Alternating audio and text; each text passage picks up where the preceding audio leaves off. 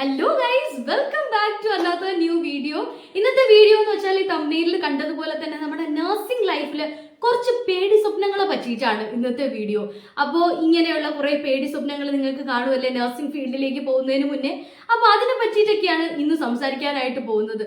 ഇപ്പോൾ ഇത് കണ്ടുകൊണ്ടിരിക്കുന്ന ഒരുപാട് പേര് നഴ്സിംഗ് ലൈഫിന്റെ സ്റ്റാർട്ടിങ്ങിൽ നിൽക്കുവാണ്. ഇങ്ങോട്ടേക്ക് ചാടണോ അതോ ചാടണ്ടേ എന്നുള്ള ഡൗട്ടിലൊക്കെ നിൽക്കുകയാണ്. അപ്പോൾ അതുകൊണ്ട് തന്നെ നിങ്ങൾക്ക് ഒരുപാട് പേടികൾ കാണും. അപ്പോൾ എന്തൊക്കെയാണ് ഈ ഒരു ഫിയേഴ്സ് അല്ലെങ്കിൽ നിങ്ങൾ പേടിക്കേണ്ട കാര്യങ്ങൾ എന്തൊക്കെയാണ് നിങ്ങൾ കൺസിഡറേഷനിൽ എടുക്കേണ്ടത്? നഴ്സിംഗ് ഫീൽഡിലേക്ക് വരുന്നതിന് മുന്നേ നിങ്ങൾ തീർച്ചയായിട്ടും ഈ കാര്യങ്ങൾ അറിഞ്ഞിരിക്കുക. കാരണം ഒരിക്കലും കയറിയതിന് ശേഷം ഇതിൽ വന്ന് പെട്ടുപോയല്ലോ എന്ന് നിങ്ങൾ പറയണ്ടല്ലോ. അതുകൊണ്ടാണ് ഈ ഒരു വീഡിയോ നിങ്ങൾ കംപ്ലീറ്റ് ആയിട്ട് കാണുക. നിങ്ങൾക്ക് നഴ്സിംഗിലേക്ക് വരണം, നിങ്ങൾ നേഴ്സ് ആകണം എന്ന് ഉറപ്പിക്കുന്നതിന് മുന്നേ ആയിട്ട് ഈ വീഡിയോ കംപ്ലീറ്റ് ആയിട്ട് തീർച്ചയായിട്ടും കാണുക കേട്ടോ. Hello guys, welcome back to my channel. I'm Jayalakshmi and you're here in the rhythm of Jay. Please do like, share and subscribe. ആദ്യം തന്നെ പറയട്ടെ, ഇത് നിങ്ങളെ പേടിപ്പിക്കാനായിട്ടുള്ള ഒരു വീഡിയോ അല്ല. ശരിക്കും സീരിയസ്ലി ഇത് നിങ്ങളെ പേടിപ്പിക്കാനായിട്ടുള്ള ഒരു വീഡിയോ ഒന്നും അല്ല. നിങ്ങൾ അറിഞ്ഞിരിക്കണം എന്നുള്ളത് മാത്രമാണ് ഇതിന്റെ ഒരു ഉദ്ദേശം എന്ന് പറയുന്നത്. കാരണം ഒരുപാട് പേര് നഴ്സിംഗ് ഫീൽഡിലേക്ക് വന്ന് പഠിക്കുന്ന സമയത്ത് അത്രയും ബുദ്ധിമുട്ട് ഫീൽ ചെയ്യില്ല, പക്ഷെ വർക്കിംഗ് ഫേസിൽ അതിന്റെ ഇരട്ടി ബുദ്ധിമുട്ട് അനുഭവിക്കും. അപ്പോൾ ഈ ഒരു ഫീൽഡിലേക്ക് വരേണ്ടിയിരുന്നില്ല എന്ന് തോന്നുന്ന ഒത്തിരി പേരെ എനിക്കറിയാം. സോ ആ ഒരു അവസ്ഥ ഉണ്ടാകാതിരിക്കാനായിട്ട് നിങ്ങൾ അറിഞ്ഞിരിക്കുക എന്നുള്ളത് മാത്രമാണ് ഈ ഒരു വീഡിയോ. നിങ്ങളെ പേടിപ്പിക്കാനായിട്ടുള്ളതല്ല. അപ്പൊ നമുക്ക് എന്തൊക്കെയാണ് നിങ്ങൾക്ക് ഫേസ് ചെയ്യേണ്ടി വരുന്ന പേടികൾ, അല്ലെങ്കിൽ ഇപ്പൊ തന്നെ നിങ്ങളുടെ മനസ്സിലുള്ള ഒരുപാട് പേടികളുണ്ട്, അത് എന്തൊക്കെയാണെന്ന് പറഞ്ഞുതരാം. ആദ്യം തന്നെ ലാംഗ്വേജ് ആൻഡ് കമ്മ്യൂണിക്കേഷൻ. സ്റ്റാർട്ടിങ്ങിൽ തന്നെ നിങ്ങൾക്കുള്ളതാണ്. ഒരു കോളേജ് ലൈഫിലേക്ക് പോവാണ്, നഴ്സിംഗിൽ ഒരുപാട് പ്രസന്റേഷൻസ് ഉണ്ട്, ഒരുപാട് കമ്മ്യൂണിക്കേറ്റ് ചെയ്യാനുണ്ട്. അതുകൊണ്ട് തന്നെ ലാംഗ്വേജ് ആൻഡ് കമ്മ്യൂണിക്കേഷൻ എനിക്ക് ഓക്കെ ആയിരിക്കുമോ എന്നുള്ളതായിരിക്കും നിങ്ങളുടെ ആദ്യത്തെ പേടി എന്ന് പറയുന്നത്. രണ്ടാമതായിട്ട് ടൈം മാനേജ് ചെയ്യാനായിട്ട് പറ്റുമോ? ഒരുപാട് ഒന്നിനും സമയം കിട്ടാത്ത ഒരു അവസ്ഥ വരുമോ? അതേപോലെ തന്നെ work load and study load. ഞാൻ സ്റ്റഡി ലോഡ് എന്ന് ഉദ്ദേശിക്കുന്നത് നമ്മുടെ കോളേജ് ലൈഫിൽ ഒരുപാട് പഠിക്കാനുണ്ട്, അതുകൊണ്ട് തന്നെ ആ ഒരു സ്റ്റഡി ആ ഒരു ഫേസിലുള്ള ലോഡ്, പിന്നെ ഒരുപാട് വർക്ക് ലോഡ്. അതിപ്പം കോളേജ് ഫേസിലായാലും ശരി, അത് നിങ്ങളുടെ വർക്കിംഗ് ഫേസിലായാലും ശരി, നിങ്ങൾക്ക് ഉണ്ടാകുന്ന ആ ഒരു വർക്ക് ലോഡ്. പിന്നെ അടുത്തതായിട്ട് നിങ്ങളുടെ റിലേഷൻഷിപ്സിനെയൊക്കെ ഇത് അഫക്റ്റ് ചെയ്യുമോ എന്നുള്ളൊരു പേടി. നിങ്ങളുടെ ഫാമിലി ലൈഫ് ആയിക്കോട്ടെ, നിങ്ങളുടെ പാരൻസുമായിട്ടുള്ള റിലേഷൻഷിപ്പ് ആയിക്കോട്ടെ, കസിൻസ് ആയിക്കോട്ടെ, ഫ്രണ്ട്സ് ആയിക്കോട്ടെ, നിങ്ങളുടെ ലവേഴ്സ് ആയിക്കോട്ടെ, റിലേഷൻഷിപ്സ് ഉണ്ടല്ലോ, ആ ഒരു റിലേഷൻഷിപ്സ് ആയിക്കോട്ടെ, എന്ത് തരത്തിലുള്ള റിലേഷൻഷിപ്സും ആയിക്കോട്ടെ, അത് നിങ്ങളുടെ റിലേഷൻഷിപ്സിനെ അഫക്റ്റ് ചെയ്യുമോ എന്നുള്ളൊരു പേടി. അടുത്തതായിട്ട് ഹെൽത്ത് ഇഷ്യൂ. അതിപ്പോൾ പഠിക്കുന്ന സമയത്തായാലും നിങ്ങൾ വർക്ക് ചെയ്യുന്ന സമയത്തായാലും ഹെൽത്ത് ഇഷ്യൂസ് ഉണ്ടാകുമോ, ആ ഒരു ഹെൽത്ത് ഇഷ്യൂസ് എന്നെ ബുദ്ധിമുട്ടിലാക്കുമോ എന്നുള്ള ഒരു പേടി. അടുത്തതായിട്ട് ചില പ്രൊസീജിയേഴ്സിനോടുള്ള പേടി, അല്ലേ? കുറേ പേർക്കുണ്ട് ചില പ്രൊസീജിയേഴ്സ് ചെയ്യാനായിട്ട് അവർക്ക് ഇഷ്ടമല്ല. ഇപ്പോൾ തന്നെ ബെഡ് റിഡൺ ആയിട്ടുള്ള പേഷ്യൻസ് ആണെങ്കിൽ തന്നെ അവർക്ക് വാഷ്റൂമിൽ പോയിട്ട് ടോയ്ലറ്റിൽ പോകാനോ ഒന്നും പറ്റില്ല. അപ്പോൾ അവർക്ക് അതൊക്കെ ക്ലീൻ ചെയ്യേണ്ട ഒരു കാര്യം നമുക്ക് വരും. അപ്പോൾ ആ ഒരു പ്രൊസീജിയേഴ്സ് ചെയ്യാനുള്ള ഒരു മടി അല്ലെങ്കിൽ ഇഷ്ടക്കേട് കാരണം അതിനോടുള്ള പേടി. അല്ലെങ്കിൽ തന്നെ ചില ബ്ലഡ് റിലേറ്റഡ് ആയിട്ടുള്ള പ്രൊസീജിയേഴ്സ്, ഇപ്പോൾ ബ്ലഡ് എടുക്കുക അല്ലെങ്കിൽ ഭയങ്കരമായിട്ടുള്ള മുറിവാണ്, ഇതൊക്കെ ഉള്ള ഒരു പേടി, ബ്ലഡിനോടുള്ള ആ ഒരു പേടി. ഇങ്ങനെയുള്ള എല്ലാ തരത്തിലുള്ള പ്രൊസീജിയർ ടൈപ്പ് പേടികൾ അത് നിങ്ങളുടെ നഴ്സിംഗ് ലൈഫിനെ അഫക്റ്റ് ചെയ്യുമോ എന്നുള്ളത്. അതായിട്ട് കുറേ പേർക്കുള്ള കാര്യമാണ് നഴ്സിംഗ് ലൈഫിൽ നമുക്ക് ലീവ് കിട്ടുമോ. അതിപ്പോൾ കോളേജിലായാലും ശരി, വർക്കിംഗ് ടൈമിലായാലും ശരി, നമുക്ക് ഒരുപാട് ലീവ് കിട്ടുമോ എന്നുള്ളതായിരിക്കും. അടുത്തതായിട്ടുള്ള ഒരു പേടി എന്ന് പറയുന്നത് സീനിയേഴ്സ് അല്ലെങ്കിൽ ടീച്ചേഴ്സ്. നമ്മുടെ സീനിയേഴ്സ് എന്ന് ഞാൻ ഉദ്ദേശിക്കുന്നത് നമ്മുടെ തൊട്ട് മുകളിലെ സീനിയേഴ്സ് അല്ല. അവരൊന്നും നമ്മൾ റാങ്ക് ചെയ്യുകയും അങ്ങനെയൊന്നുമില്ല. അതൊക്കെ ആ ഒരു കാലമൊക്കെ കഴിഞ്ഞു. റാങ്കിങ് ഒക്കെ നിലനിൽക്കുന്നുണ്ടെങ്കിൽ പോലും നമുക്ക് അങ്ങനെ ഒരു അവസ്ഥ ഉണ്ടെങ്കിൽ നമുക്ക് അതൊരു ഫർദർ മുന്നോട്ട് പോകാൻ പറ്റും. അതുകൊണ്ട് ആ ഒരു ഫീൽഡ് അല്ല ഞാൻ പറയുന്നത്. സീനിയേഴ്സ് എന്നുകൊണ്ട് ഞാൻ ഉദ്ദേശിക്കുന്നത് ഇപ്പോൾ നമ്മളുടെ വർക്കിംഗ് ടൈമിൽ നമ്മുടെ സീനിയർ ആയിട്ട് വർക്ക് ചെയ്യുന്ന സ്റ്റാഫ്സോ, ടീച്ചേഴ്സോ, സ്റ്റാഫ് നഴ്സസോ അല്ലെങ്കിൽ സൂപ്രണ്ടോ, അങ്ങനെ ഒരു ആരെങ്കിലും ആയിക്കോട്ടെ, ഡോക്ടേഴ്സ് ആയിക്കോട്ടെ, അപ്പോൾ അവരെ നിന്നൊക്കെ നമുക്കൊരു ക്രിട്ടിസൈസിങ് നമ്മൾ നേരിടേണ്ടി വരുമോ എന്നൊക്കെ ഉള്ളതായിരിക്കും അടുത്ത ഒരു പേടി. ഇനി നെക്സ്റ്റ് നിങ്ങൾക്ക് മുന്നിലേക്ക് വരുന്ന പേടി എന്ന് വെച്ചാൽ നിങ്ങൾക്ക് ഒരുപാട് എക്സ്ട്രാ കരിക്കുലർ ആക്ടിവിറ്റീസ് അല്ലെങ്കിൽ പാഷനേറ്റ് ആയിട്ടുള്ള ഒരുപാട് മറ്റു കാര്യങ്ങൾ കാണും. അപ്പോൾ അതൊക്കെ എനിക്കിനി ചെയ്യാതെ പോകുമോ, അതൊന്നും എനിക്കിനി ചെയ്യാൻ പറ്റില്ല എന്നൊരവസ്ഥ എനിക്ക് ഉണ്ടാകുമോ എന്നുള്ളതായിരിക്കും നിങ്ങളുടെ അടുത്ത പേടി എന്ന് പറയുന്നത്. അപ്പൊ ഇനി അടുത്തതായിട്ട് ലാസ്റ്റ് ആയിട്ടുള്ള ഒരു പേടി എന്ന് വെച്ചാൽ എന്നെ കൊണ്ട് നഴ്സിംഗ് പറ്റുമോ എന്നുള്ളതാണ്. അപ്പൊ നമുക്ക് ഈ ലാസ്റ്റ് ആയിട്ടുള്ളതിൽ നിന്ന് സ്റ്റാർട്ട് ചെയ്യാം. എന്നെ കൊണ്ട് നഴ്സിംഗ് പറ്റുമോ? പഠിക്കാനായിട്ട് നിങ്ങൾക്ക് പറ്റും. ഇനി ബാക്കിയുള്ള കാര്യങ്ങൾ നിങ്ങൾക്ക് പറ്റുമോ എന്നറിയാൻ വേണ്ടിയിട്ട് വീഡിയോ കംപ്ലീറ്റ് ആയിട്ട് കണ്ടിട്ട് ഈ കാര്യങ്ങളൊക്കെ നിങ്ങൾക്ക് ഓക്കെ ആണോ എന്ന് നോക്കുക. ഓക്കെ ആണെന്നുണ്ടെങ്കിൽ നിങ്ങൾക്ക് പറ്റും. പഠിക്കുക എന്ന് പറയുന്നത് ഭയങ്കര ഡിഫിക്കൾട്ട് ഒരു ടാസ്ക് അല്ല. ഞാൻ കഴിഞ്ഞ വീഡിയോയിൽ പറഞ്ഞു അത് സെക്കൻഡറി ആണ്. പഠിക്കുക എന്ന് പറയുന്നത് ഒരു സെക്കൻഡറി കാര്യമാണ്. ഫസ്റ്റ് ആയിട്ട് നിങ്ങൾക്ക് വേണ്ടത് ഇനി ഞാൻ ഈ പറയാൻ പോകുന്ന പേടികളൊക്കെ മാറ്റിക്കൊണ്ട് നിങ്ങൾക്ക് മുന്നോട്ട് പോകാൻ പറ്റുമോ? മുന്നോട്ട് വരാനായിട്ട് പറ്റുമോ? നേഴ്സ് ആവാനായിട്ട് എനിക്ക് പറ്റുമോ? എനിക്ക് ആ ഒരു ഹ്യൂമാനിറ്റി പഠിക്കുന്ന ആ ഒരു ഫേസ് അല്ലാതെ തന്നെ നമുക്ക് ഒരുപാട് മറ്റു കാര്യങ്ങൾ ആവശ്യമാണ്. ഒരിത്തിരി ആ ഒരു ജോലിയോടൊരു പാഷൻ വേണം, ആ ഒരു ജോലിയോടൊരു കമ്മിറ്റ്മെന്റ് വേണം. അങ്ങനെയുള്ള ഒരുപാട് കാര്യങ്ങൾ നമുക്ക് ആവശ്യമാണ്. എന്നുണ്ടെങ്കിൽ നിങ്ങൾക്ക് തീർച്ചയായിട്ടും നഴ്സിംഗും നല്ല ഒരു ഫീൽഡ് തന്നെ ആയിരിക്കും. ആദ്യം തന്നെ ലാംഗ്വേജ് ആൻഡ് കമ്മ്യൂണിക്കേഷൻ. ഇത് നമ്മുടെ കയ്യിലുള്ള ഒരു കാര്യമാണ്. നമുക്ക് ഈ ഒരു ലാംഗ്വേജ് ആൻഡ് കമ്മ്യൂണിക്കേഷൻ ഡെവലപ്പ് ചെയ്യണം എന്നുണ്ടെങ്കിൽ അത് നമ്മൾ വിചാരിച്ചാൽ ഡെവലപ്പ് ചെയ്യാൻ പറ്റുന്നതേ ഉള്ളൂ. ഒട്ടും തന്നെ മലയാളം മീഡിയത്തിലൊക്കെ പഠിച്ചിട്ട് ഒട്ടും തന്നെ ഇംഗ്ലീഷ് ലാംഗ്വേജ് ഒട്ടും തന്നെ ഓക്കെ അല്ലാത്ത കുട്ടികൾ നഴ്സിംഗിലുണ്ട്. ഇപ്പം എനിക്ക് പേഴ്സണലി അറിയാവുന്ന ഒരുപാട് കുട്ടികളുണ്ട്. അവരുടെ ഹാർഡ് വർക്കിലൂടെ അവരുടെ ലാംഗ്വേജ് ഒക്കെ ഇംപ്രൂവ് ചെയ്യുന്നവരുണ്ട്. ഫർദർ അതിനുശേഷം OETയും IELTയും ജർമ്മനും അങ്ങനെ പല കോഴ്സുകൾ പല ലാംഗ്വേജ് പഠിച്ച് പല കൺട്രികളിൽ പോകുന്ന കുട്ടികളുമുണ്ട്. അതുകൊണ്ട് തന്നെ ലാംഗ്വേജ് എന്ന് പറയുന്ന ഈ ഒരു language barrier through constant practice, നമ്മളൊരു കമ്മിറ്റഡ് ആയിട്ടുള്ള ഒരു പ്രാക്ടീസിൽ കൂടെ നമുക്ക് മാറ്റാൻ പറ്റുന്ന ഒരു കാര്യമാണ് ലാംഗ്വേജ് ആൻഡ് കമ്മ്യൂണിക്കേഷൻ ബാരിയർ എന്ന് പറയുന്നത്. അത് നിങ്ങളുടെ കയ്യിലാണ്. നിങ്ങൾക്കിപ്പോൾ ചെയ്യാൻ പറ്റുന്നത് എന്തെന്ന് വെച്ചാൽ +2 ഒക്കെ കഴിഞ്ഞിട്ടൊക്കെ നിങ്ങൾ ഇരിക്കുവാണ്, നഴ്സിംഗിലേക്ക് പോകാനൊക്കെ നിങ്ങൾ ഇരിക്കുവാണ്. ഒരുപാട് അങ്ങ് ടൈം കളയാതെ നിങ്ങൾക്ക് ഫ്രീ ആയിട്ടുള്ള സമയത്ത് നിങ്ങൾ കുറച്ച് ഇംഗ്ലീഷ് സീരീസ് ഫിലിംസ് ഒക്കെ കാണുക. ഓപ്പൺ ആയിട്ട് പറയുകയാണെങ്കിൽ ഞാൻ എൻ്റെ ലാംഗ്വേജ് 90%ഉം ഞാൻ എൻ്റെ ലാംഗ്വേജ് ഡെവലപ്പ് ചെയ്തത് ത്രൂ സീരീസ് ആൻഡ് ഫിലിംസ് ആണ്. ഇംഗ്ലീഷ് സീരീസും ഫിലിംസും ഒക്കെ ഞാൻ ഒരുപാട് ഇരുന്ന് കാണും. ഇപ്പോഴും ഞാൻ അത് കാണും, ഒരുപാട് ഇരുന്ന് കാണും. ആദ്യം നമ്മൾ സബ് ടൈറ്റിൽസ് ഒക്കെ ഓണാക്കി വെച്ചിരുന്ന് കാണുക. പിന്നീട് ആ സബ് ടൈറ്റിൽസ് പയ്യെ നമ്മൾ ഓഫ് ചെയ്യുക. സബ് ടൈറ്റിൽസ് ഓഫ് ചെയ്യുക, അവർ കേൾക്കുന്നത് മനസ്സിലാവുമെന്ന് നോക്കുക. അങ്ങനെ നമുക്ക് സ്വന്തമായിട്ട് നമ്മുടെ ലാംഗ്വേജ് ആൻഡ് കമ്മ്യൂണിക്കേഷൻ ഡെവലപ്പ് ചെയ്യാനായിട്ട് പറ്റും. അത് നിങ്ങളുടെ കയ്യിൽ തന്നെയാണ്. അതൊരു നഴ്സിംഗിൽ ഒരു വലിയ ബാരിയർ ഒന്നുമല്ല. പതുക്കെ നിങ്ങൾക്കത് മാറ്റിയെടുക്കാൻ പറ്റുന്ന ഒരു ബാരിയർ തന്നെയാണ്. ഇനി അടുത്തതായിട്ട് എന്താ ടൈം ആൻഡ് വർക്ക് ലോഡ് അല്ലേ. ടൈം, വർക്ക് ലോഡ്, ആ കാര്യങ്ങളൊക്കെ സമയം കിട്ടുമോ എന്നുള്ളത് സമയം ഒട്ടും കിട്ടത്തില്ല. ഭയങ്കര സമയം എന്ന് പറയുന്ന കാര്യത്തിന് ദാരിദ്ര്യമാണ് നഴ്സിംഗ് ലൈഫിൽ. ടൈം ഒട്ടും തന്നെ കാണില്ല. ഒന്നിനു മീതെ ഒന്നായിട്ട് അവർ നമുക്ക് ഇപ്പോൾ വർക്ക് ലോഡിന്റെ കാര്യം പറയുകയാണെങ്കിൽ തന്നെ ഒന്നിനു മീതെ ഒന്നായിട്ട് വർക്ക് ലോഡ് ഇങ്ങനെ തന്നുകൊണ്ടിരിക്കുകയാണ്. ഇപ്പൊ നമ്മുടെ സ്കൂൾ ടൈമിലൊക്കെ നമ്മളൊരു പ്രോജക്റ്റോ അസൈൻമെന്റോ തരുമ്പോൾ എങ്ങനെയാണ്? അസൈൻമെന്റ് തരും, ആ ടീച്ചർ വന്നിട്ട് നെക്സ്റ്റ് വീക്ക് ഒരു സാറ്റർഡേയോ സൺഡേയോ ഒക്കെ കഴിഞ്ഞതിന് ശേഷം നെക്സ്റ്റ് വീക്ക് നിങ്ങളത് സബ്മിറ്റ് ചെയ്യാൻ പറയൂ അല്ലേ. നഴ്സിംഗ് ലൈഫിലേക്ക് ഞാൻ കയറി കഴിഞ്ഞപ്പോഴത്തേക്കും അവർ വർക്ക് എങ്ങനെയാണ് തരുന്നതെന്ന് അറിയോ? എന്തെങ്കിലും ഒരു അസൈൻമെന്റോ കാര്യങ്ങളോ ചെയ്തിട്ട് നാളെ ഇത് രാവിലെ സബ്മിറ്റ് ചെയ്യണം എന്ന് പറയും. ആദ്യമൊക്കെ ഈ ഫസ്റ്റ് ഇയർ ഒക്കെ ചെന്ന് കയറിയതിന് ശേഷം ഇത് കേട്ടപ്പോൾ നമ്മളിങ്ങനെ ഈ വർക്ക് എങ്ങനെയാണ് ആദ്യത്തെ ദിവസം ചെയ്യുന്നത്, ഒരു ദിവസം കൊണ്ട് എങ്ങനെ ഈ വർക്ക് ചെയ്യും എന്നുള്ളൊരു മൈൻഡ് സെറ്റ് ആയിരുന്നു. പയ്യെ 4th ഇയർ ആകുമ്പോഴില്ലേ ക്ലാസ്സിൽ ഇരുന്ന് അസൈൻമെന്റ് എഴുതി സബ്മിറ്റ് ചെയ്യും, നടക്കും, തീർന്നു. അത് യൂസ്ഡ് ആവുന്ന. അപ്പോൾ ഫസ്റ്റ് ഇയർ നമ്മൾ കയറുമ്പോഴാണ് നമ്മൾ ഏറ്റവും കൂടുതൽ ബുദ്ധിമുട്ടാൻ പോകുന്നത്. കാരണം ഒരു ട്രാൻസിഷൻ ടൈമാണ്. പക്ഷേ വർക്കിംഗ് ഫേസിലേക്ക് പോകുമ്പോൾ നല്ല വർക്ക് ലോഡ് ഉണ്ട്, ഒരുപാട് വർക്ക് ലോഡ് ഉണ്ട്. നമുക്ക് ഏത് സ്ഥലത്ത് നമ്മൾ നിന്നാലും നമ്മൾ വർക്ക് ചെയ്യുമ്പോൾ, ഞാനൊക്കെ കണ്ടിട്ടുണ്ട് വർക്ക് ചെയ്യുമ്പോഴത്തേക്കും നേഴ്സുമാർ, നമ്മൾ പോസ്റ്റിങ്ങിനൊക്കെ പോകുമ്പോൾ സിസ്റ്റർമാരെ കാണാറുണ്ടല്ലോ. അപ്പോൾ നേഴ്സസ് ഭയങ്കരമായിട്ട് ഓടി നടന്നാണ് അവർ വർക്ക് ചെയ്യുന്നത്. അവർക്ക് ഇരിക്കാനോ നിൽക്കാനോ സമയമില്ല. അവർ കുറച്ചു നേരം അങ്ങനെ ഇരിക്കുന്നത്, അല്ലെങ്കിൽ വെറുതെ എന്തെങ്കിലും കാര്യം പറഞ്ഞ് എങ്ങനെയുണ്ട്, വീട്ടിലെ കാര്യം എങ്ങനെയുണ്ട്, പിള്ളേരുടെ കാര്യം എങ്ങനെയുണ്ട് എന്നൊക്കെ പറഞ്ഞ് ചോദിച്ചുകൊണ്ട് ഒരു 2 മിനിറ്റ് ഇരിക്കുന്ന പോലും സീരിയസ്ലി ഞാൻ കണ്ടിട്ടില്ല.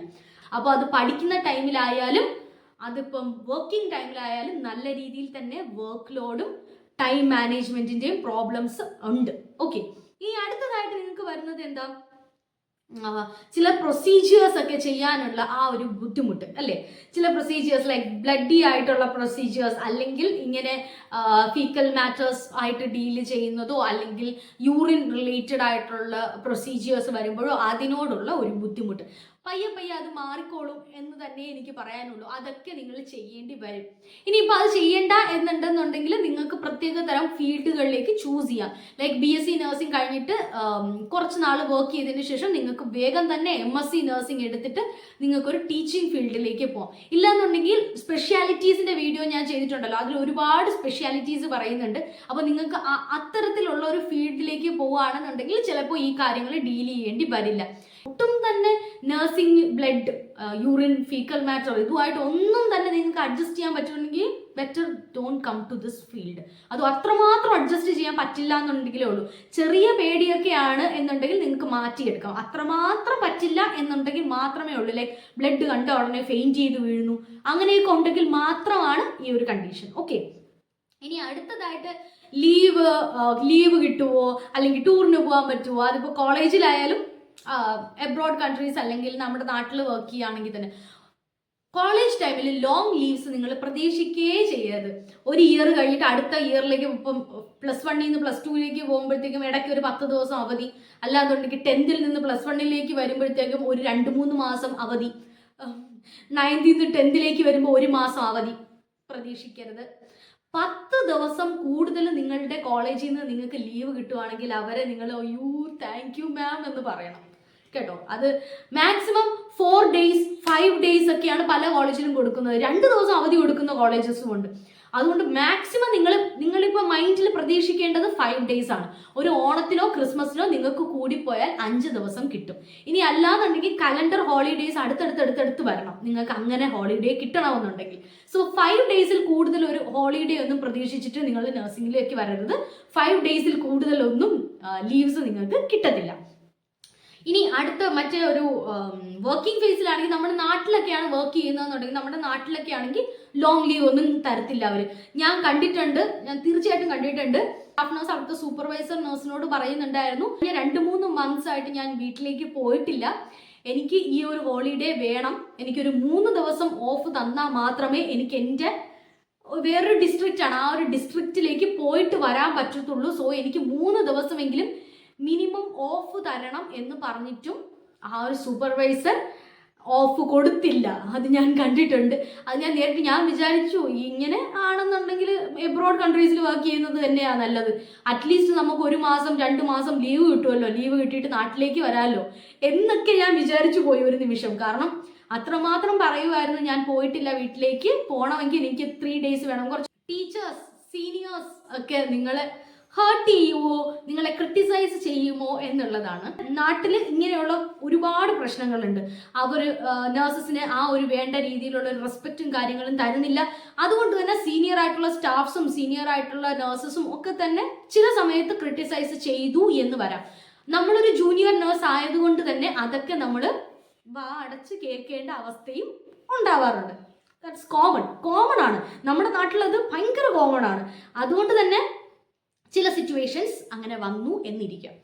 ഓക്കെ, പക്ഷേ ഞാൻ എൻ്റെ ആൻറ്റി എബ്രോഡിലാണ്. അപ്പോൾ എൻ്റെ ആൻറ്റി പറഞ്ഞിട്ടുണ്ട് അങ്ങനെ ഒരു സിറ്റുവേഷൻ ഒരിക്കലും എബ്രോഡ് കൺട്രീസിൽ വരാറില്ല, എല്ലാവർക്കും തന്നെ ഈക്വൽ ആയിട്ടുള്ള ഒരു ഇമ്പോർട്ടൻസ് ആണ് കൊടുക്കുന്നത് എന്ന് ഞാൻ കേട്ടിട്ടുണ്ട്. എനിക്ക് അതിനെപ്പറ്റി പേഴ്സണൽ നോളജ് ഇല്ല, എന്തായാലും ഞാനിങ്ങനെ കേട്ടിട്ടുണ്ട്. ഒരു ഈക്വൽ ആയിട്ടുള്ള ഒരു രീതിയിൽ തന്നെയാണ് കൺസിഡർ ചെയ്യുന്നത്.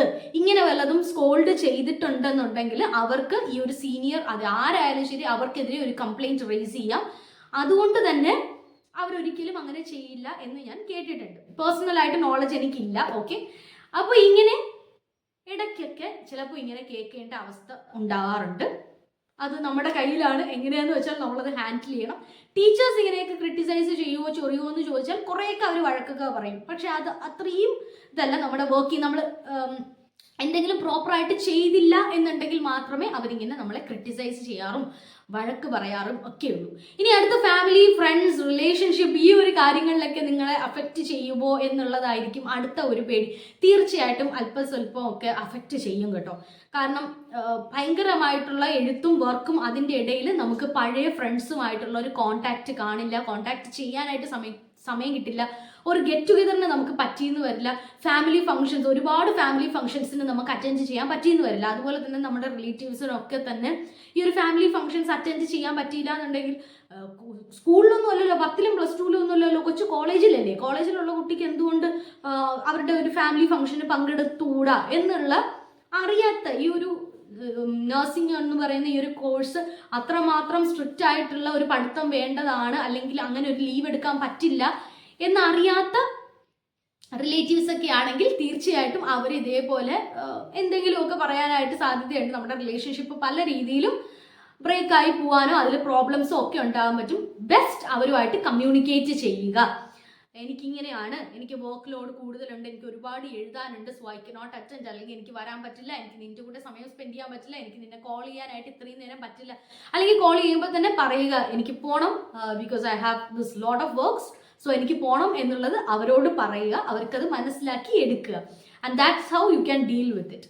ഓക്കെ, അതാണ് അടുത്ത ഒരു റിലേഷൻഷിപ്സ് എന്ന് പറയുന്ന ഒരു കാര്യത്തിലേക്ക് വരുമ്പോഴത്തേക്കും നിങ്ങൾക്ക് ഉണ്ടാകാൻ പോകുന്ന പ്രോബ്ലംസ് എന്ന് പറയുന്നത്. അടുത്തതായിട്ട് വരാൻ പോകുന്ന ഹെൽത്ത് ഇഷ്യൂസ്. അപ്പോൾ ഹെൽത്ത് ഇഷ്യൂസിനെ പറ്റിയിട്ട് ഒരു വീഡിയോ ഞാൻ പ്രീവിയസ് ആയിട്ട് ഇട്ടിട്ടുണ്ട്. തീർച്ചയായിട്ടും ആ ഒരു വീഡിയോ പോയി കാണുക. അതിൽ കംപ്ലീറ്റ് ഇൻ ഡീറ്റെയിൽ ഹെൽത്ത് ഇഷ്യൂസിനെ പറ്റിയുണ്ട്. ഇനി ഹെൽത്ത് ഇഷ്യൂസ് അല്ലാതെ ഉണ്ടാകുമോ എന്ന് ചോദിച്ചാൽ വർക്കിംഗ് ടൈമിലൊക്കെ തീർച്ചയായിട്ടും ഉണ്ടാകും. ഈ ഒരു സ്റ്റാറ്റിസ്റ്റിക് കണക്കൊക്കെ എടുത്തു നോക്കിയപ്പോൾ ഒരു സ്റ്റാറ്റിസ്റ്റിക്സ് ഒക്കെ എടുത്തു നോക്കിയതിന്റെ റിസർച്ചിലൊക്കെ തെളിഞ്ഞിരിക്കുന്നത് ടീച്ചേഴ്സിനും അതേപോലെ തന്നെ നഴ്സസിനുമാണ് ഏറ്റവും കൂടുതൽ ആർത്രൈറ്റിസും പിന്നെ ജോയിന്റ് പെയിനും ആ വക കാര്യങ്ങളൊക്കെ ഏറ്റവും കൂടുതൽ ഉണ്ടാകാൻ പോകുന്നത് നഴ്സസിനൊക്കെ തന്നെയാണ് എന്നാണ് പല പഠനങ്ങളും പറയുന്നത് കേട്ടോ. കാരണം ഒരുപാട് ഹെൽത്ത് ഇഷ്യൂസ് നഴ്സസിന് ഒരുപാട് നേരത്തെ വർക്ക് അവേഴ്സ് ഒക്കെ കൊണ്ട് ഉണ്ടാകാം. കാരണം സ്ലീപ്പിംഗ് ഡിഫിക്കൽട്ടി, ഒരുപാട് സ്ലീപ്പ് ഡിസോർഡേഴ്സ് ഒക്കെ ഉണ്ടല്ലോ, അങ്ങനെയുള്ള കാര്യങ്ങളൊക്കെ കൊണ്ട് നഴ്സസിന് ഒരുപാട് ഹെൽത്ത് ഇഷ്യൂസ് ഉണ്ടാകും എന്നാണ് റിപ്പോർട്ട്സും കാര്യങ്ങളും ഒക്കെ തന്നെ പറയുന്നത്. ഇനി അടുത്തതായിട്ട് ഒരു മെന്റലി നിങ്ങളുടെ ഈ ഒരു വർക്കിനോടുള്ളൊരു വിരക്തത, ഒരു ഇഷ്ടക്കേട്, ആ ഒരു കാര്യങ്ങളൊക്കെ ഉണ്ടാകുമോ എന്നുള്ളതാണ്. തീർച്ചയായിട്ടും ഉണ്ടാകാം. If you are not a right person to become a nurse, ഒരു നേഴ്സ് ആവാനുള്ള ഒരാളല്ല നിങ്ങളെങ്കിൽ നിങ്ങൾക്ക് തീർച്ചയായിട്ടും അതുണ്ടാകാം. Okay, if you don't want to be a nurse, don't push yourself. നിങ്ങൾ തന്നെ എനിക്ക് നേഴ്സ് ആവണം, എനിക്ക് വർക്ക് ചെയ്യണം, എനിക്ക് പൈസ കിട്ടണം, അല്ലെങ്കിൽ പൈസയ്ക്ക് വേണ്ടി ആയിട്ട് ഒരു പ്രൊഫഷൻ ചൂസ് ചെയ്യുമ്പം നേഴ്സിംഗ് മാത്രം നിങ്ങളൊരു പൈസയ്ക്ക് വേണ്ടിയിട്ട് മാത്രമായിട്ട് ചൂസ് ചെയ്യരുത്. കാരണം if you go for it, ഒരു മനസ്സുകൊണ്ട് നിങ്ങൾക്കൊരു നേഴ്സ് ആവാൻ അഡ്ജസ്റ്റ് ചെയ്യാൻ പറ്റില്ല എന്നുണ്ടെങ്കിൽ ഒരുപാട് മെന്റൽ ആൻഡ് ഇമോഷണൽ പ്രോബ്ലംസ് നിങ്ങളെ അഫക്റ്റ് ചെയ്യും, സ്ട്രെസ്സും ഒരുപാട് കാര്യങ്ങൾ. ഓക്കെ, അതുകൊണ്ട് നിങ്ങൾക്ക് ഒട്ടും തന്നെ നഴ്സിംഗ് എന്ന് പറയുന്ന ഒരു പ്രൊഫഷനോട് ഒരു പാഷൻ നിങ്ങൾക്ക് 1% പോലും ഇല്ല എന്നുണ്ടെങ്കിൽ ഈ ഒരു ഫീൽഡിലേക്ക് വരരുത് കേട്ടോ. ഇറ്റ്സ് ഓക്കെ, ഫൈൻ ആണെന്നുണ്ടെങ്കിൽ തീർച്ചയായിട്ടും നിങ്ങൾക്ക് ഈ കോഴ്സ് നല്ലത് തന്നെയാണ് കേട്ടോ. ഇനി അടുത്തതായിട്ട് എക്സ്ട്രാ കരിക്കുലർ ആക്ടിവിറ്റീസ് ഒക്കെ മാറ്റി വെക്കേണ്ടി വരുമോ എന്നുള്ളത്. എനിക്ക് ഒരുപാട് എക്സ്ട്രാ കരിക്കുലർ ആക്ടിവിറ്റീസ് ചെയ്യുന്ന ആൾ തന്നെയാണ് ഞാൻ. ഓക്കെ, ഒരുപാട് എക്സ്ട്രാ കരിക്കുലർ ആക്ടിവിറ്റീസ് ഞാൻ ചെയ്യാറുണ്ട്. ഞാൻ പാടാറുണ്ട്, ഞാൻ പാട്ട് പാടാറുണ്ട്, അതേപോലെ ഞാൻ ഡ്രോയിങ് ഞാൻ ഒരുപാട് ചെയ്യാറുണ്ട്, ക്രാഫ്റ്റ് വർക്കുകൾ ഞാൻ ഒരുപാട് ചെയ്യാറുണ്ട്, ജേർണൽസ് ചെയ്യാറുണ്ട്, ഇങ്ങനെ ഒരുപാട് കാര്യങ്ങൾ ഞാൻ ചെയ്യാറുണ്ട്. എൻ്റെ നഴ്സിംഗ് ലൈഫിലേക്ക് വന്നതിന് ശേഷം ഈ എക്സ്ട്രാ കരിക്കുലർ ആക്ടിവിറ്റീസ് കുറച്ച് കുറഞ്ഞു, തീർച്ചയായിട്ടും കുറഞ്ഞു. മറ്റേത് ചെയ്യുന്നത് പോലെ എപ്പോഴും ചെയ്യാനൊന്നും പറ്റിയിട്ടില്ല, കുറഞ്ഞു. പക്ഷെ കംപ്ലീറ്റ് ആയിട്ട് എടുത്തു കളയേണ്ട ഒരു അവസ്ഥ എനിക്ക് ഉണ്ടായിട്ടേ ഇല്ല. പക്ഷെ നിങ്ങൾക്കത് പറ്റണം, രണ്ടും കൂടെ മാനേജ് ചെയ്യാൻ പറ്റണം. എക്സ്ട്രാ കരിക്കുലർ ആക്ടിവിറ്റീസ് ചെയ്തു നിങ്ങളുടെ നഴ്സിംഗ് വർക്കൊക്കെ പെൻ ചെയ്തിരിക്കുവാണെന്നുണ്ടെങ്കിൽ അങ്ങനെ ചെയ്യരുത്. രണ്ടും കൂടെ മാനേജ് ചെയ്യാൻ പറ്റുവാണെന്നുണ്ടെങ്കിൽ അതൊന്നും കളയേണ്ട ഒരു ആവശ്യമേ വരുന്നില്ല. ഇത്രയൊക്കെയാണ് നഴ്സിംഗിലേക്ക് വരുന്നതിന് മുന്നേ നിങ്ങൾ അറിഞ്ഞിരിക്കേണ്ടത്. നിങ്ങൾ ഒരുപാട് ഡിഫിക്കൽട്ട് സിറ്റുവേഷൻസിലൂടെ ഫേസ് ചെയ്തിട്ട് പോകും. ഈ വീഡിയോ കണ്ടിട്ട് പേടിയാകുന്നു എന്ന് നിങ്ങൾ പറയരുത് കേട്ടോ. കാരണം നിങ്ങളെ പേടിപ്പിക്കാനല്ല ഞാൻ ഈ വീഡിയോ ചെയ്തത്. ഈ വീഡിയോ ചെയ്തതെന്ന് പറയുന്നത് നിങ്ങൾ മനസ്സിലാക്കാനാണ്. ഇതൊക്കെ നിങ്ങൾ ഫേസ് ചെയ്യേണ്ടി വരുന്നുണ്ട് എന്നുള്ളത് മനസ്സിലാക്കാൻ വേണ്ടി തന്നെയാണ്. ഒരുപാട് കുട്ടികൾ, ലക്ഷക്കണക്കിന് കുട്ടികളാണ് ഇതൊക്കെ തന്നെ ഫേസ് ചെയ്ത് മുന്നോട്ട് പോയി നല്ല നേഴ്സസ് ആയി. ഇപ്പോൾ ഒരുപാട് പേരാണ് നേഴ്സായിട്ട് വർക്ക് ചെയ്യുന്നതും, എബ്രോഡ് ആയാലും നാട്ടിലായാലും ഒക്കെ ഒരുപാട് പേരാണ് ഇതൊക്കെ ഫേസ് ചെയ്തിട്ട് നല്ല അടിപൊളിയായിട്ട് വർക്ക് ചെയ്ത് പോകുന്നത്. സോ അതിലൊരാളാവാൻ നിങ്ങൾക്ക് പറ്റും. സോ ഈ ഒരു നെഗറ്റീവ്സ് അല്ലെങ്കിൽ ഈ ഒരു പേടികളൊന്നുമല്ല നിങ്ങൾ കോളേജിലേക്ക് വരുമ്പോൾ ഇൻഡിവിജ്വൽ ഇൻഡിവിജ്വൽ ആയിട്ടല്ല നിങ്ങൾ ഫേസ് ചെയ്യുന്നത്, നിങ്ങളൊരു ഗ്രൂപ്പാണ്. എൻ്റെ ക്ലാസ്സിൽ തന്നെ ഞാൻ അറിഞ്ഞും കണ്ടും ഇതുവരെ ഒരു മുഖപരിചയം പോലും ഇല്ലാത്ത 69 സ്റ്റുഡൻസിൻ്റെ കൂടെയാണ് ഞാനും വന്നത്. തമ്മിൽ ഒരു പരിചയം ഇല്ലാത്ത ഫ്രണ്ട്സ്, അവരുടെ കൂടെയാണ് ഫേസ് ചെയ്തത് ഈ ഒരു പ്രോബ്ലംസ് ഒക്കെ തന്നെ ഞാൻ. അതുകൊണ്ട് തന്നെ യു ആർ നോട്ട് എലോൺ. നിങ്ങൾ ഒരുപാട് നിങ്ങളുടെ ക്ലാസ്മേറ്റ്സിൻ്റെ കൂടെ ഒരുമിച്ചാണ് ഈ ഒരു പ്രോബ്ലംസ് ഒക്കെ തന്നെ ഫേസ് ചെയ്യാൻ പോകുന്നത്. സോ ഒറ്റയ്ക്കൊന്നും ആവില്ല. നിങ്ങൾക്ക് ഈ ഒരു സിറ്റുവേഷൻ എനിക്കിത് പറ്റുന്നില്ല എന്ന് പറഞ്ഞാൽ അത് മനസ്സിലാകും ഈ ഒരു ഫ്രണ്ട്സിനൊക്കെ തന്നെ. കാരണം അവരും സെയിം സിറ്റുവേഷനിലൂടെയാണ് കടന്നു പോകുന്നത്. സോ നിങ്ങൾ ഒറ്റയ്ക്കാവുന്ന ഒരു അവസരം വരില്ല. നിങ്ങൾ ഒറ്റയ്ക്കായി നിങ്ങൾ സ്വന്തമായിട്ട് ഒറ്റയ്ക്ക് ഈ ഫിയർ എല്ലാം ഫേസ് ചെയ്യണം, അങ്ങനെ ഒരു അവസരം ഉണ്ടാകുന്നില്ല. തന്നെ ഒരു ചാലഞ്ച് ആയിട്ട് കണ്ട് മുന്നോട്ട് പോവുകയാണെന്നുണ്ടെങ്കിൽ you can be a wonderful nurse. Okay, അപ്പോൾ ഇത്രയേ ഉള്ളൂ ഈ ഒരു വീഡിയോ. ഇനിയും ഇങ്ങനെയുള്ള സബ്ജക്ട്സും കാര്യങ്ങളൊക്കെ വേണമെന്നുണ്ടെന്നുണ്ടെങ്കിൽ തീർച്ചയായിട്ടും നിങ്ങൾ കമൻറ്റ് ചെയ്യുക. എന്തെങ്കിലുമൊക്കെ ഇതിനെ പറ്റിയിട്ടുള്ള ഓരോ സജഷൻസും കാര്യങ്ങളും അല്ലെങ്കിൽ ഇതിനെ പറ്റിയിട്ടുള്ള അഭിപ്രായവും കാര്യങ്ങളും ഒക്കെ ഉണ്ടെങ്കിൽ അതും നിങ്ങൾ കമൻറ്റ് ചെയ്യുക. അതോടൊപ്പം തന്നെ എനിക്ക് അറിയാവുന്ന കാര്യങ്ങളാണെന്നുണ്ടെങ്കിൽ ഞാൻ റിപ്ലൈ തരും. എനിക്ക് അറിയാവുന്ന കാര്യങ്ങളാണെങ്കിൽ മാത്രം ഞാൻ റിപ്ലൈ തരും. ഒരുപാട് കുട്ടികൾ എന്നോട് കോളേജസിൻ്റെയൊക്കെ പേരുകൾ ഇട്ടിട്ട് ആ ഒരു കോളേജ് കൊള്ളാമോ എന്നൊക്കെ ചോദിച്ചിട്ടുണ്ട്. ഞാൻ നേരത്തെ വീഡിയോയിലും പറഞ്ഞിട്ടുണ്ട്, കോളേജസിൻ്റെ പേരിട്ടിട്ട് പേഴ്സണലി അറിയാത്ത കോളേജിനെ പറ്റി ഞാൻ അഭിപ്രായം പറയില്ല. എനിക്ക് പേഴ്സണലി ഈ കോളേജിനെ പറ്റി അറിയില്ല എന്നുണ്ടെങ്കിൽ ആ കോളേജിനെ പറ്റി ഒരു അഭിപ്രായം ഞാൻ പറയില്ല. സോ അങ്ങനെയുള്ള കമൻസിന് ഞാൻ റിപ്ലൈ തരാറില്ല. അറിയാനുള്ള ആരെങ്കിലും റിപ്ലൈ തരട്ടെ എന്നുള്ളത് കൊണ്ടാണ് ഞാനത് അങ്ങനെ തന്നെ മാറ്റി വെച്ചേക്കുന്നത് കേട്ടോ. അപ്പോൾ അത്രയേ ഉള്ളൂ ഇന്നത്തെ വീഡിയോ. ഇഷ്ടപ്പെട്ടു എന്ന് ഞാൻ വിശ്വസിക്കുന്നു. പുതിയതായിട്ടൊരു വീഡിയോ ആയിട്ട് കാണുന്നവരേക്കും ടാറ്റാ.